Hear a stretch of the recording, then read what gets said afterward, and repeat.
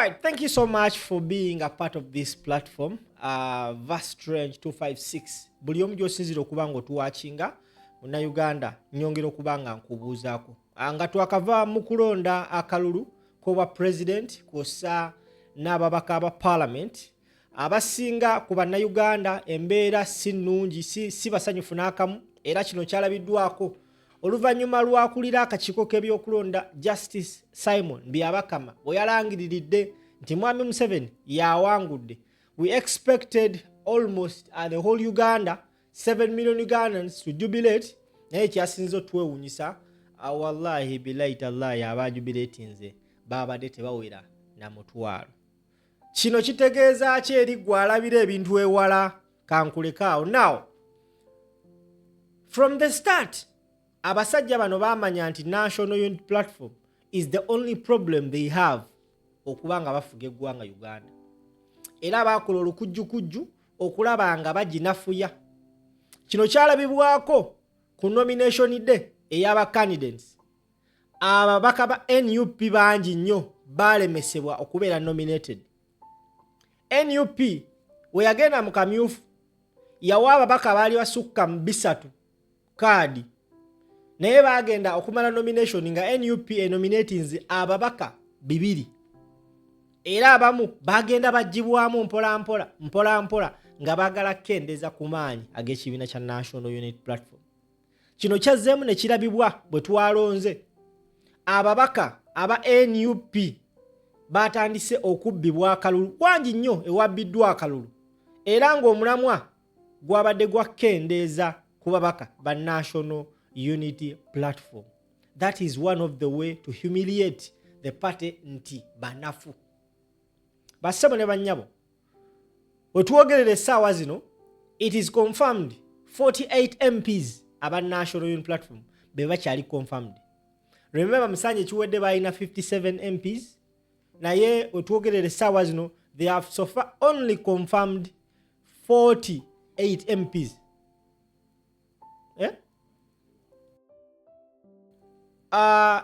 Okay, I've been corrected. Now, so far, there are 51 MPs abali confirmed. Naye as we go on, trust me, tusuubira enamba okwongerako because bangi nnyo. For example, David Lewis Rubongoya acha complaininga DR forms azina yagambye nti mu miruka 2 egiri mu Kampala Central emiruka 17 zonna polling station yawangudde. Kati ne beebuuza okulangirira Minsa Kabanda bavuddewa. Wogendako emitiyana era nabo bagamba nti akalulu n'abakoba bakamukubye bukiika naye era mbu bataddewo embeera. Nawuliddeko story yabadde emubende omu ku bakyali bange abeere mubende yaŋŋambye Mukasambidde yabbye box yabbye box y'obululu n'abagamba twesange mu kooti. Emubende awo omukyala Sumaye owa National Unity Platform mubende municipality babadde baganya omulangirira abaana bataddewo embeera ekibuga mubende ne bakiggala. Kana akalulu kowa MP n'akalulu kowa president kabaddemu a lot of ballot stuffing. Okubba obululu kwabadde kungi era trust me tugenda kutandika okulaba videos ezigenda osurfacinga era abasinga batugamba nti abasajja babbye obululu eno. Waliwo polling session emunalaika clip nga bakyazizza returning officer ng'agamba nti abantu bazze olonda naye ne basanga nga box erimu obululu ne bagaana okulonda. Nina ka clip kendayo ku social media ng'omukulu alangirira nti ku kyanja center Museveni yafunyewo ba 5 Bobi Wine 0 naye ffe ababeere n'ekyanya tewali polling session Museveni we yawangudde. So abantu abasinga beebuuza bino bye basoma babijjawa. Nalukoola returning officer yadduse ne DR form returning officer yadduse ne DR form ya Nalukoola. So NUP yamaanyi nnyo okuba nti namwene embeera esobodde okuba nga so far as we talk right now because bagenda kweyongerako baka confirminga 51 MPs era kiragira ddala nti kibiina ky'amaanyi nnyo nga bw'okiwulira. So far they have confirmed 51 MPs. Muno muzzeemu abapya Harriet Nakwedde mupya, Maseluka Robert mupya, Eugenia Nasoro mupya, ani ono ani bangi nnyo abapya abeegasseemu wabula n'abakadde ababbiddwa akalulu era kyemmanyi balina obukakafu bonna tosobola kunkakasa nti bakubye kayemba sola akalulu ebukomansimbi. There is no way you can tell me that. Kasolo yayiseewo okuwangula akalulu abantu na buli kakati bakyebuuza. So there was a lot of irregularities. Ekisooka mwababadde mu kulonda on ground mujja kukiriziganya nange nti basoose kwagala frustrating Uganda. They first frustrated Ugandans not to vote. Okulonda kwatandise ssawanya, can you imagine? Nga bagamba nti obuuma bwakyankalanye. Bannayuganda abandaba. The parliament had to put aside all whatever was needed in Uganda to work on. Ne bakwata ssente ne baziwa electoral commission to purchase those gadgets, biometric machines. Ne bagaana ozimba amalwaliro, ne bagaana okugula ambulance, ne bagaana ozimba amasomero, ne basteeka ku hold enguudo. Ne bagamba electoral commission mukwate ssente mugule obuuma obwo tugende mu kulonda. Basebo ne bannyabo obuuma ssente bazibawa zero balance nga tebabanja any money, obuuma tebwakoze. Frustrating abantu abasinga ne bagamba ebyokulonda mbivuddeko. Remember agenda ewaka abamu nga tebadda, abatono bakomyewo. Naye this time round I have never seen an election that was attended massively like this one. Bobi Wine yakunze bannayuganda okulonda. Bobi Wine yakunze bannayuganda okulonda.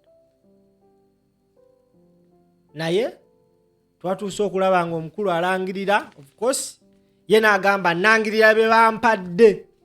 Naye kisinga okwewunyisa teyatunuddeko ku mivuyo egyabadde mu ezo results ze baamuwadde.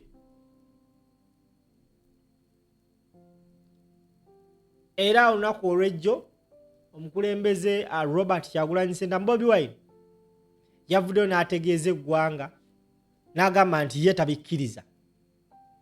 Ebyo results byabakama byasoma tabikkirizangako, tabikkiririzaamu era byabakama ye yamanyi jjajja results zasoma because si ntuufu, tezibangako ntuufu wabula za kiyaaye. Omu ku balooya omukulu amanyikibwa nga Robert Amsterdam, omu ku ba international lawyers be, ku mukutu ogwa X avuddeyo n'ategeeza Uganda lost the election today as we have seen in Tanzania. Stealing the future of a young nation is accomplished not with political campaign but with military force. Tonight, we simply state that the impunity of Museveni's thugs must be challenged concerning reports over the fate of Bobi Wine are reaching us, and we will attempt to penetrate the internet blockout.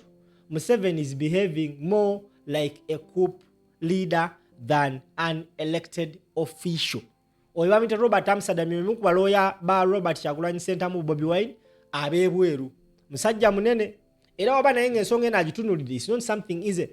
This is the first election in Uganda I've ever seen nga all big international media houses were covering it, starting from BBC, CNN, Al Jazeera, ne Sky News.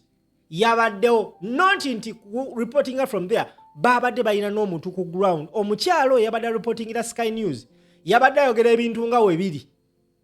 In fact, bannayuganda oyo omukyala mumugatte ku list ya Larry Madowo. Larry Madowo didn't manage to come to Uganda, naye neje yabadde. He was even forced okureportingira mu nnyonyi nga buli update egwawo buli update egwawo agiwaayo okukeepinga the international community aware. Trust me, a lot of things happen. Abantu battiddwa. Gundi amalege twafunye ebutambala ewa Muwanga Kivumbi. Muwanga Kivumbi abawagizi be 7 bakubiddwa amasasi, wallahi ne bafa. Naye wobuuliriza n'omanya akavuyo ke kavudde. Abasajja badde bagezaako okudduka ne ballot box mbu. Abaana omukulembeze yagamba mukuuma akalulu. Abaana ne bagamba temujja. Abasajja ne bakubako abo okuscaringa awe abalala. And indeed they managed okuyisawo kye bayisizaawo, bamaliriza Muwanga Kivumbi naye bamuwunise. We've not had an official statement from him, but probably we hope ndoza very soon ajja kuvaayo akole press conference era if everything settles. Kyemanya abakulembeze bangi nnyo aba NUP abalemeseddwa okuyitamu, ababbiddwa era kyemmanyi bali mu kubanga bayiye ekiddako. Nze nono nze omu ku baasanyuse munansonyiwa nga babbi abakulembeze abamu ba MP abamu. Oba oli awo banaasobola okwegatta ku mukulembeze era n'abalala nabo singa bababbye, because in most cases kino nakiwiti n'ensinze we tutuuka mu kwekalakaasa ba MP tebeekalakaasa, bantu ba bulijjo beekalakaasa nti bo babeera bafunye ekyabwe. Nze nina omubaka gwe nalabye weeyo Mitiyana, is it Mitiyana oba Kasana, one of those two. Ngeri batugamba omukulembeze bamukutte, bamukyaziza ku CBS, yazze mu kuba birayiro ng'alagira ddala nti ye ekiki ekikoze kiwedde. So Ugandans abamu nganze munansonyiwa, I'm somehow happy abamu tebawangudde obo obusungu. Era singa NUP kyalo ekisoboka tubeera n'ababaka nga 0, obusungu obwo nammwe ne bumukwata ne mubugatta ku bana, because bannayuganda bataddewo embeera